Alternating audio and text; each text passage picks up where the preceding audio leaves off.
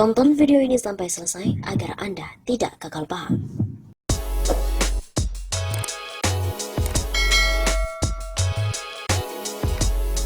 Para pedagang UMKM akhirnya menggugat Jokowi 10 miliar rupiah karena buntut dari penanganan corona. 6 warga mengatasnamakan diri kelompok UMKM atau pedagang eceran mengajukan gugatan ke Pengadilan Negeri Jakarta Pusat. Mereka menggugat Presiden Joko Widodo karena dianggap lalai dalam menangani corona dan meminta ganti rugi sebesar 10 miliar rupiah. Betul bahwa saya menggugat Presiden Jokowi karena kelalaian fatal dalam menangani teror virus ini. Kami menganggap orang nomor 1 di Indonesia tersebut telah melakukan kelalaian fatal yang mengancam 260 juta nyawa rakyat Indonesia.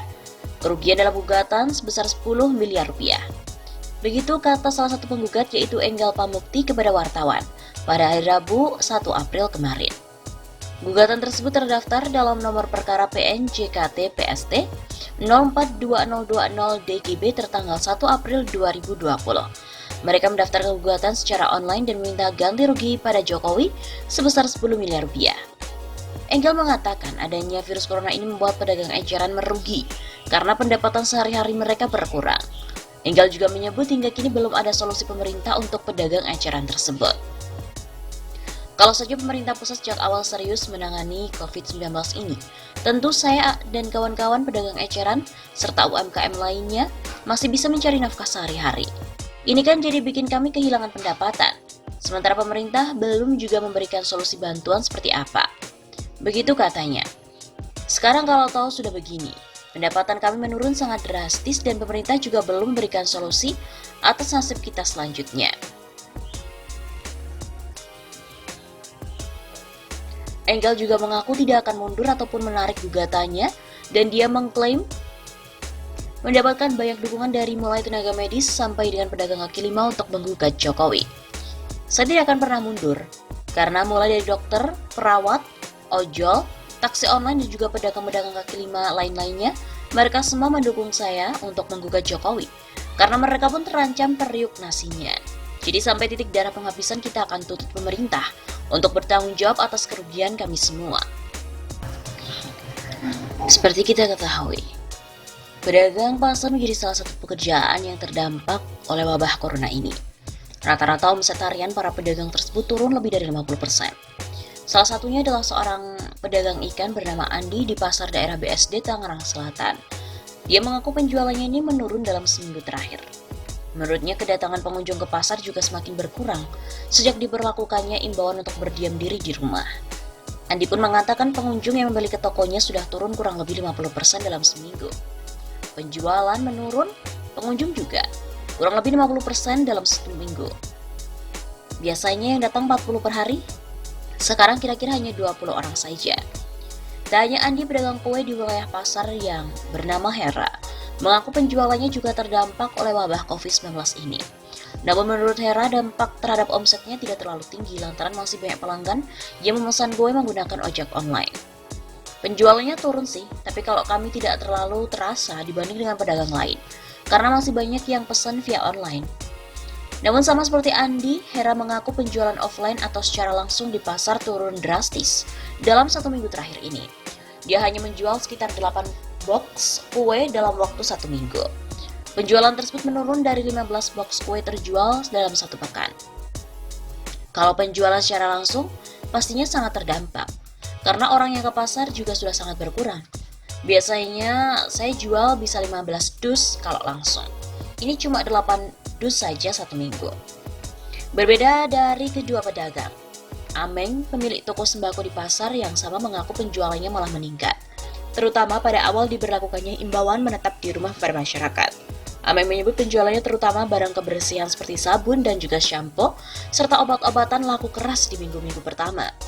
Minggu awal itu laku keras pada borong alat kesehatan, obat-obat, lalu alat kebersihan kayak sampo, cairan pembersih, dan lain-lain. Itu semuanya laku sampai ludes. Namun ketika himbauan diam di rumah berlaku, penjualannya mulai merosot. Ia khawatir dirinya serta pedagang di pasar bisa terus merugi apabila imbauan tersebut terus berjalan. Ia agak khawatir sih sekarang karena sudah kelihatan mulai sepi. Yang datang ke pasar ini takutnya rugi. Apalagi virus ini juga nggak tahu sampai kapan kan.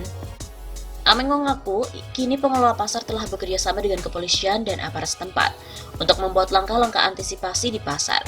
Ia mengaku kini di sudut-sudut pasar telah disediakan hand sanitizer yang dapat digunakan oleh pedagang ataupun pengunjung yang memasuki pasar. Alhamdulillah, sudah ada langkah juga yang diambil oleh pengelola bersama dengan aparat setempat. Sudah diberi hand sanitizer di pasar, lalu kalau ada pengunjung yang nggak pakai masker biasanya ditegur aparat, lalu diimbau untuk jaga jarak. Namun sayangnya Ameng mengaku saat ini belum disediakan masker bagi para pengunjung pasar. Ia berharap pemerintah dapat membantu para pedagang dan masyarakat dengan menyediakan masker di pasar.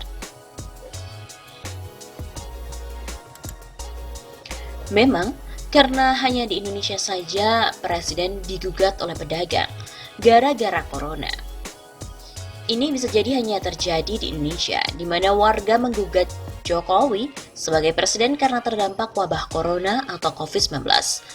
Gugatan itu diajukan oleh 6 warga yang mengatasnamakan dirinya sebagai kelompok UMKM ke Pengadilan Negeri Jakarta Pusat pada hari Rabu 1 April kemarin. Dalam gugatan tersebut, mereka meminta ganti rugi 10 miliar rupiah kepada Jokowi karena menganggap Presiden lalai dalam menangani wabah asal kota Wuhan itu. Enggal Pamukti selaku salah satu penggugat mengatakan kelalaian dalam menangani COVID-19 yang telah dilakukan Jokowi ini sudah sangat fatal. Mereka menganggap bahwa orang nomor 1 di Indonesia tersebut telah melakukan kelalaian fatal yang telah mengancam 260 juta nyawa rakyat Indonesia. Dan kerugian dalam gugatan tersebut adalah senilai 10 miliar rupiah.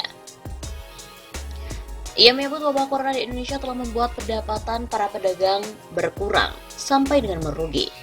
Sampai saat ini, pemerintah pun juga belum memberikan solusi atas dampak yang dirasakan oleh para pedagang eceran itu. Pihaknya meyakini seandainya pemerintah sejak awal serius dalam menangani wabah tersebut, dirinya dan juga pedagang lain pasti masih bisa mencari nafkah.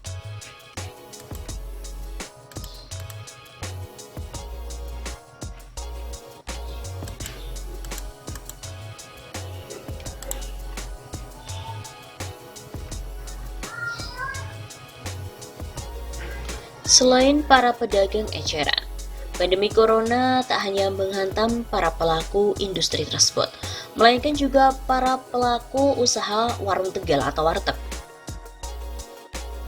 Ketua Komunitas Warteg Nusantara atau Kowantara, Mukroni mengatakan setidaknya sebanyak 40.000 pedagang warteg di Jabodetabek saat ini tengah berjuang melawan dampak corona.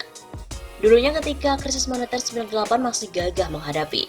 Tapi untuk kali ini ada 3 hal yang dihadapi pelaku usaha warteg akibat wabah pandemi COVID-19. Pertama yaitu daya beli turun. Hal ini disebabkan banyak para pekerja harian yang tidak bekerja karena banyak perusahaan yang libur. Efeknya pendapatan supir angkutan, driver ojol juga mengalami penurunan karena sepinya penumpang. Kedua, efek dari daya beli masyarakat turun berimbas ke omset warung tegal yang juga turun. Hal ini lantaran mewabahnya pandemi di masyarakat itu takut keluar rumah atau ke warung-warung untuk makan. Kemudian yang ketiga, harga-harga barang kebutuhan seperti sembako pun naik. Ini karena banyak perusahaan yang mengurangi produktivitas dan terbatasnya transportasi. Ditambah ada sebagian masyarakat yang panik telah memborong bahan-bahan pokok dengan jumlah yang besar, seperti gula yang tadinya harga per kilo 12.500 naik menjadi 18.000. Hal ini membuat biaya produksi warteg pun semakin mahal. Lalu apa sih harapan pedagang warteg terhadap pemerintah jika melakukan karantina wilayah? Yang pertama adalah pemerintah diharapkan memberikan insentif relaksasi kredit yang diberikan berupa pembayaran bunga atau angsuran diberi kelonggaran selama 1 tahun. Kemudian yang kedua, pemberian subsidi biaya beban listrik. Lalu penurunan harga gas LPG untuk ukuran 3 kilo, penurunan harga BBM, serta pemerintah perlu melakukan operasi pasar guna mengendalikan harga-harga kebutuhan sembako.